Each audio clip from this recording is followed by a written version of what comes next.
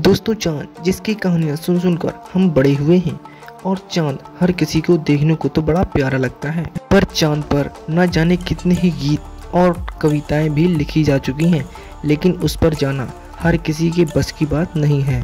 हाँ, ये बात तो सच है, मनुष्य ने चांद पर अपने कदम तो रखे हैं, लेकिन वहाँ जाना उसके लिए मौत के मुंह में जाने से कम नहीं था।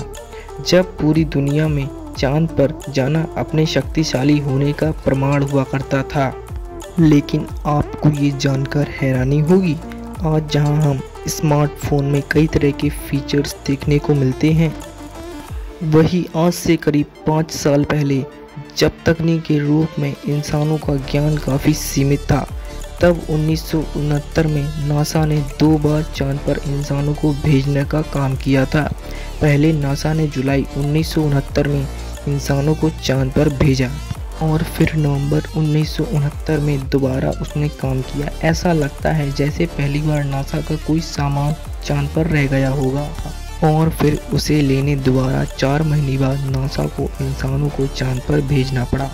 नासा यही नहीं रुका, बल्कि उसने 1972 आने से पहले इंसानों को 6 बार चांद पर भेज चुका था और एक इतिहास रच दिया। इसके बाद से चांद पर रहने और बस्तियां बनाने की बात होने लगी, लेकिन बाद में ऐसा क्या हुआ जो चांद पर जाने की चाहत पूरी दुनिया के देशों ने त्याग दी। कोई भी वहां जाना नहीं चाहता था। चलिए आज की वीडियो में हम उसी चीज़ के बारे में जानेंगे। ऐसा क्या था उसने चांद को इतना डरावना और भयानक बना दिया। जिस चांद पर कोई अपनी बस्तियां बसाने की कोशिश कर रहा था, आखिर उस चांद के बारे में आजकल कोई बात क्यों नहीं करता। आप देख रहे हैं SK स्पेस फैक्ट 10 मिलियन। आप चाहें तो इसे सब्सक्राइब भी कर सकते हैं। कहते हैं जब नील आर्मस्ट्रॉन्ग और बज़ एल्ड्रिन जब चांद पर घूम रहे थे, उनका प्रसारण कुछ समय के लिए रोक दिया गया। ऐसा तब जानबूझकर किया गया था क्योंकि वो कुछ कहना चाहते थे, लेकिन उनकी आवाज़ काट दी गई थी। जबकि चांद पर अनेकों टावर हैं जिनकी ऊंचाई 2000 से 2500 मीटर तक है और उन दोनों लोगों ने भी उन टावरों को देखा है, लेकिन ये जानकारी आप लोगों तक नहीं पहुंचाई गई। ये टावर एलियंस ने कई हजार साल पहले पृथ्वी पर नज़र रखने के लिए बनाए थे। ये टावर अब वीरान पड़े हैं। इन्हीं टावरों की जानकारी के लिए नासा ने इंसानों को चांद पर भेजा, लेकिन जब इंसान आखिरी बार चांद पर गया तब उन्हें वहां पर एलियंस मिले थे। एलियंस ने इंसान को वहां से जाने को कहा और वहां पर न आने को कहा था। ये बात खुद नील आर्मस्ट्रॉन्ग ने एक इंटरव्यू में कही थी और उनके यान का पीछा किसी एडवांस टेक्नोलॉजी वाले यान ने किया था।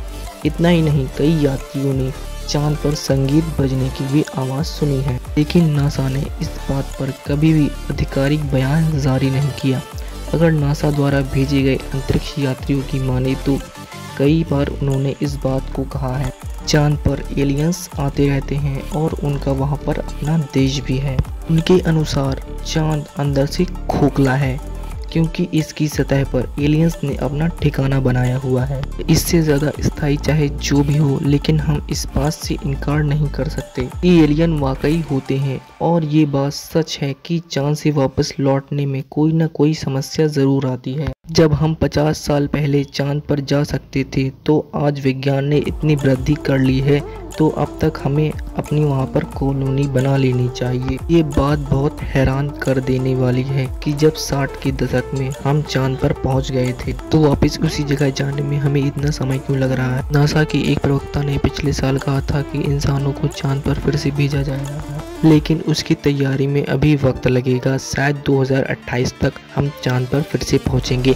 आपको मालूम होगा कि नील आर्मस्ट्रॉन्ग ने चांद पर पहला कदम रखा था और वे 21 जुलाई 1969 को भारतीय समय अनुसार 8:26 पर चांद पर उतरे थे। नील आर्मस्ट्रॉन्ग जब चांद पर उतरे तो उनसे पहले भी वहां किसी और के पैरों के निशान थे। नील आर्मस्ट्रॉन्ग ने चांद पर कदम रखने से पहले वहां पर एक कूड़े की थैली फेंकी थी, जो कि आज भी वहां पर मौजूद है, क्योंकि चांद पर कोई भी वातावरण नहीं है, ना ही वहां बारिश होती है। नासा का ये कहना है कि चांद पर भले ही मनुष्य नहीं रहता है, लेकिन मनुष्य द्वारा निर्मित कचरा आज भी वहां पर मौजूद है। नासा का ये भी कहना है कि चांद पर जीवन नहीं पनप सकता, क्योंकि चांद पूरी तरह से बंजर और बेजान जमीन है और ऐसा कोई कारण नहीं है जिससे हम ये कह सकें चांद पर जाना मनुष्य के लिए हितकारी है। यही वजह है चांद से नासा का मोहभंग हो गया। लेकिन फिर ऐसा कौन सा राज है जिससे अमेरिका और बाकी देश बार बार चांद पर जाते तो हैं लेकिन खुलकर उसके बारे में बात नहीं करते। दोस्तों, चांद का धरातल हमेशा से ही रहस्यमय रहा है। कहते हैं अतीत में किसी अंतरिक्ष पिंड के टकराने से हमारी धरती के 2 टुकड़े हो गए थे। उन दोनों टुकड़ों में से जो सबसे छोटा टुकड़ा था उसे हम चांद के नाम से जानते हैं।